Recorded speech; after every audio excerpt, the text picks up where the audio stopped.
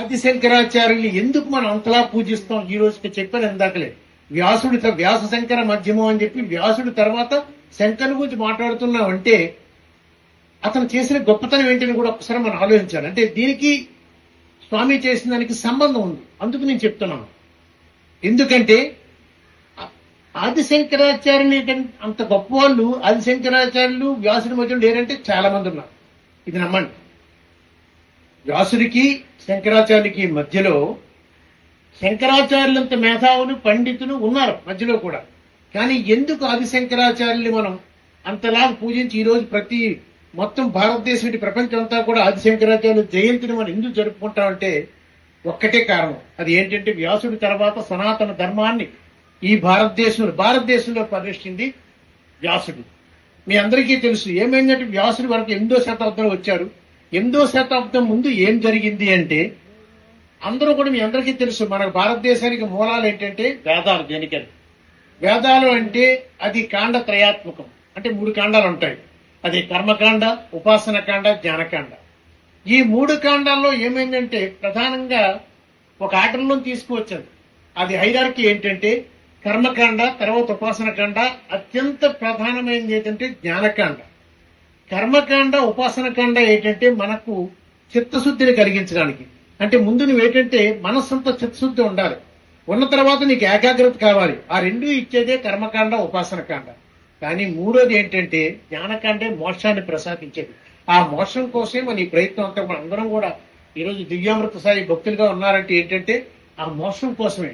అందువల్లే జ్ఞానకాండ అత్యంత ముఖ్యమైనది. ఆ జ్ఞానకాండ ఏంటంటే మీకు విచిత్రం ఏంటంటే 8వ శతాబ్దం వరకు మహానుభావులు అందరూ పండితులే, గొప్ప పండితులే. వాళ్ళందరూ చేసిన పని ఏంటంటే ఎక్కువగా వాళ్ళ ధ్యాసంతా కూడా దృష్టంతా కూడా కర్మకాండ, ఉపాసన కాండ మీద తప్ప జ్ఞానకాండ మీద పెట్టలేదు. దానికి కారణం ఏంటంటే జ్ఞానకాండ, ఉపాసన కాండ ఏంటంటే మీకు యజ్ఞాలు, యాగాలు, ఆ మంత్రాలు చదవడం అవన్నీ కూడా. అంటే ఒక విధంగా చెప్పాలంటే కర్మయోగం, భక్తి యోగం లాంటివి. ఈ రెండిట్లో వీళ్ళు చేసింది ఎందుకు అంత దాని మీద దృష్టి పెట్టి ఎందుకు జ్ఞానకాండను అశ్రద్ధ చేశారంటే బహుశా నా దృష్టిలో 3 కారణాలు కావచ్చు. మొదటిది ఏంటంటే వ్యక్తిగత ప్రయోజనాలు. మీరు ఎప్పుడు చూడండి యజ్ఞాలు, యాగాలు, మంత్రాలు చేసి పూజలు చేసి పునస్కారాలు చేస్తే వారికి కొంత ఏదో వస్తుంటుంది. ఏదో ఇస్తుంటాం, మన దక్షిణపూర్వకాన అది ఇస్తుంటాం. అదే మీరు జ్ఞానకాండ వల్ల ఏమీ రాదు. వాళ్ళు జ్ఞానాన్ని ప్రసాదించడం తప్ప. ఇది ఒక కారణం అయితే, వ్యక్తిగత ప్రయోజనాలు ఒక కారణం అయితే, రెండో కారణం ఆ మొదటి 2 కర్మకాండ, ఉపాసన కాండ చాలా సులభం అండి. ఏదో కొన్ని మంత్రాలు చదువుకొని అప్పుడు యాగాలు, యజ్ఞాలు చేసేవచ్చు. కానీ జ్ఞానకాండ అంత సామాన్యం కాదు. అందులో భారతదేశంలో జ్ఞానకాండ అంటే మీకు ఎంతమంది చాలాసార్లు చెప్పుకుంటాను, అది అసాధ్యం.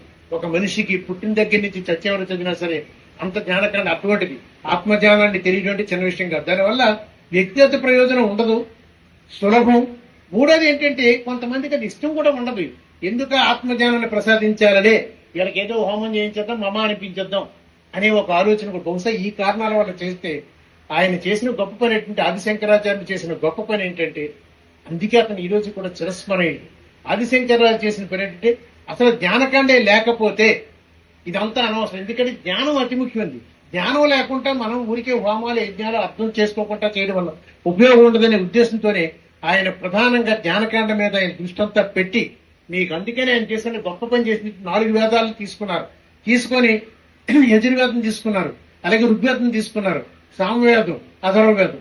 ఆయన ఋగ్వేదాన్ని తీసుకొని ఆ ఋగ్వేదం ఆధారంగా ఒక సూక్తాన్ని తీశారు.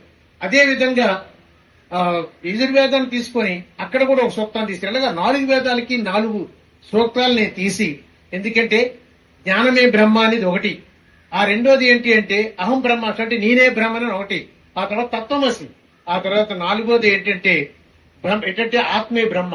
ఈ 4 సూక్తాలు తీసి 4 సూక్తాల ఆధారంగా ఆయన ఏం చేశారంటే 4 పీఠాలు స్థాపించారు. మీ అందరికీ తెలుసు.